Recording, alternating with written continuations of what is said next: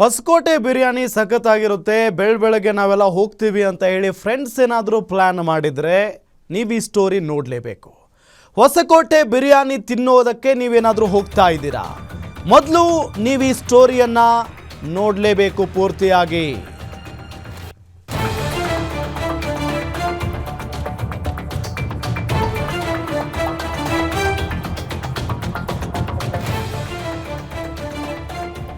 ಬಿಸಿ ಬಿಸಿ ಬಿರಿಯಾನಿ ತಿನ್ನೋಕೆ ಹೋಗೋಕ್ಕೂ ಮುನ್ನ ಇಲ್ಲಿ ನೋಡಿ, ಪೀಸ್ ತಿನ್ನೋಕ್ಕೂ ಮುನ್ನವೇ ಖಾಲಿ ಆಗುತ್ತೆ ನಿಮ್ಮ ಜೇಬು.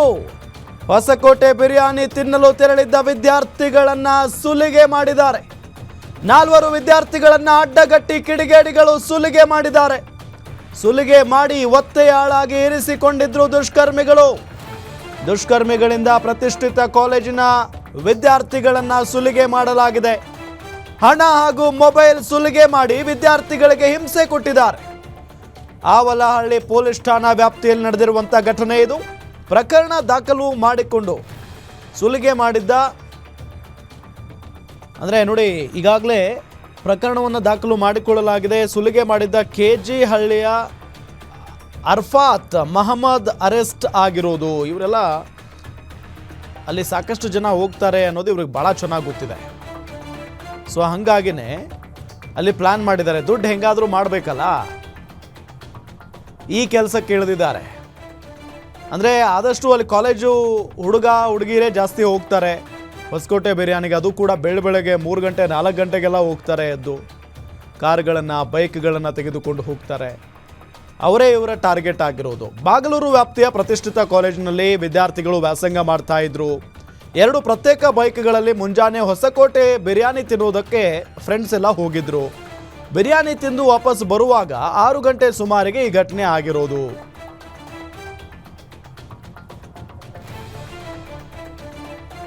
ಇದೇ ವಿಚಾರಕ್ಕೆ ಸಂಬಂಧಪಟ್ಟಂತೆ ಡೀಟೇಲ್ಸ್ ಕೊಡ್ತಾರೆ ನಮ್ಮ ಕ್ರೈಮ್ ರಿಪೋರ್ಟರ್ ಗಿರೀಶ್ ಸಂಪರ್ಕದಲ್ಲಿದ್ದಾರೆ. ಗಿರೀಶ್, ಯಾವಾಗ ಆಗಿರುವಂತ ಘಟನೆ ಇದು, ಯಾವ ರೀತಿಯಾಗಿ ಆಯಿತು, ಡೀಟೇಲ್ಸ್ ಕೊಡ್ತಾ ಹೋಗುದಾದ್ರೆ? ಹೌದು ರಾಮ್, ಏನು ಈ ಘಟನೆ 1 ದಿವಸದ ಹಿಂದೆ ಅಂದ್ರೆ ನಿನ್ನೆ ಬೆಳಿಗ್ಗೆ ಆಗಿರುವ ಘಟನೆ ಇದು.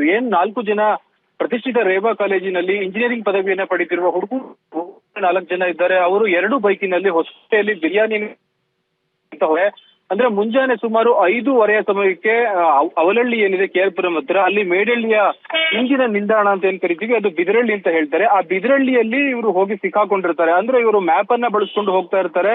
ಆ ಒಂದು ಸಂದರ್ಭದಲ್ಲಿ ದಾರಿಯನ್ನ ತಪ್ಪಿ ಇವರು ಬಿದರಳ್ಳಿಗೆ ಹೋಗ್ತಾರೆ.